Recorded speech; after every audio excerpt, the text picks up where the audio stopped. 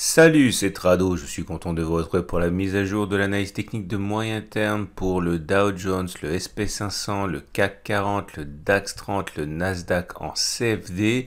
Je vous retrouve juste après ça. Je vous rappelle que tout ce qui est donné uniquement à titre informatif et pédagogique. On commence par l'équivalent CFD du Dow Jones qui s'appelle le Wall Street et les choses se présentent bien puisque nous sommes au-dessus de toutes les résistances qui sont maintenant devenues supports. On voit que la tendance est haussière puisque nous sommes au-dessus de la moyenne mobile à 7 semaines, à 20 semaines et à 50 semaines, autrement dit. La tendance de court terme, de moyen terme et la tendance de fond sur cette unité de temps sont haussières. Les objectifs sont difficiles à tracer puisqu'on n'a rien au-dessus de nous étant donné que nous sommes sur des records historiques, mais on peut trouver quand même des façons de procéder, certes moins fiables, mais quand même. Par exemple, la règle du balancier. Si on prend et on considère que notre résistance était là, si on prend tout le chemin qui a été parcouru lors de la contraction et de la consolidation précédente et qu'on reporte cette distance par-delà le point de cassure, on voit qu'on arrive sur ce niveau ici, hein, des 32 430 qu'on a déjà signalé.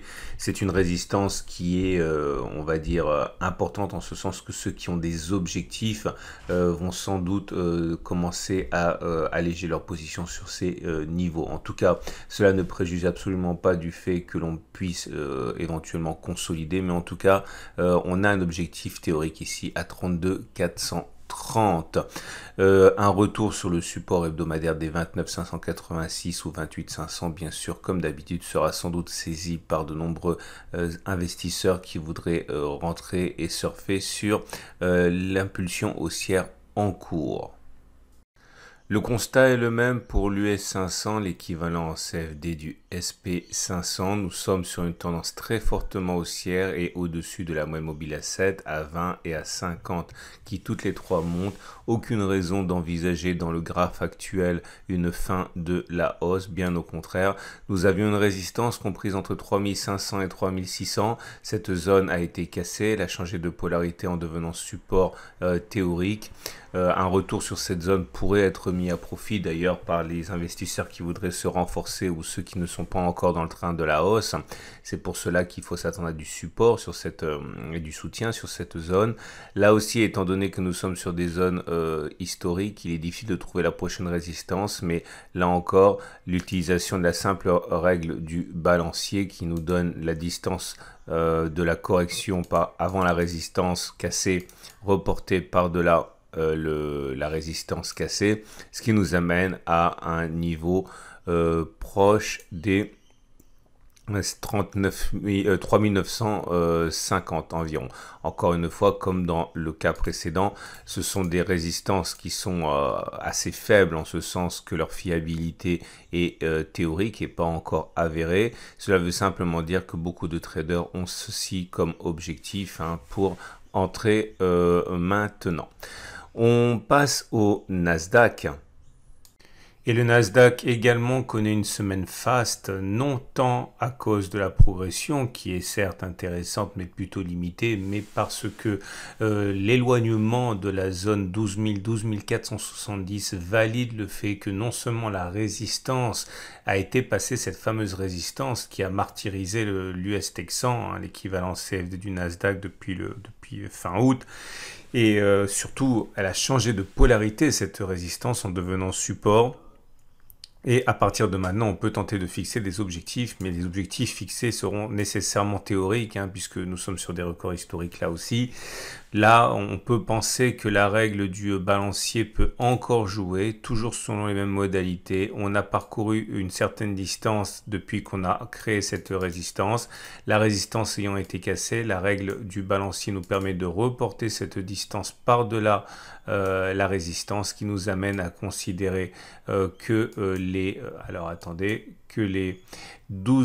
14 260 à peu près puissent correspondre à un endroit que les traders regarderont en guise de résistance potentiel dans l'absence de résistance réelle au-dessus de nous. En tout cas, on notera que la tendance n'a pas du tout été perturbée par cette consolidation. La M7 est ascendante, la M20 est ascendante, la M50 est ascendante.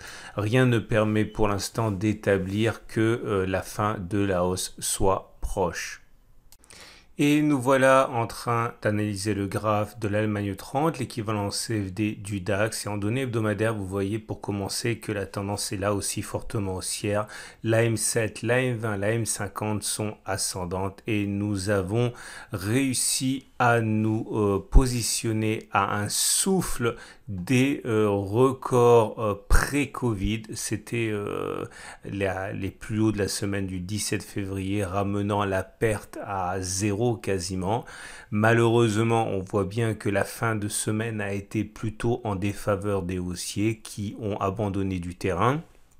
En tout cas, la tendance étant haussière et du moins tant qu'elle le sera, il n'y a aucune raison de penser que les attaques contre cette zone de résistance hebdomadaire des 13 770, 13 830 devrait s'arrêter, bien au contraire, d'autant que nous avons fabriqué un support sur les 13 070, 13 450 qui sera sans doute cette zone mise à profit par les haussiers en cas de retour dans cette zone.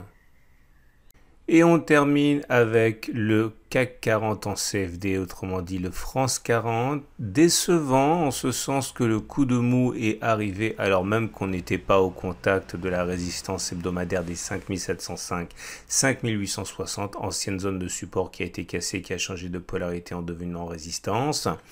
La tendance de court terme sur cette unité de temps est haussière avec la M7 qui monte, la tendance générale également. Par contre, la tendance de fond est toujours descendante, donc toujours neutre puisqu'on est au-dessus.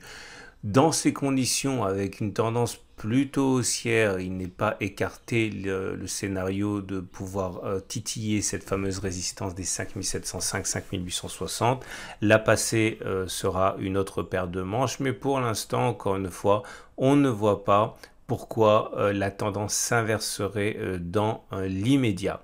C'en est terminé de l'analyse de moyen terme pour les 5 marchés que l'on a évoqués. Je vous donne rendez-vous à la fin de cette vidéo pour 2 nouvelles vidéos. La préparation de la semaine de trading sur ces mêmes indices, donc plutôt pour le court terme, voire même l'intraday. Et la préparation de la semaine de trading pour l'euro-dollar et les crypto-monnaies.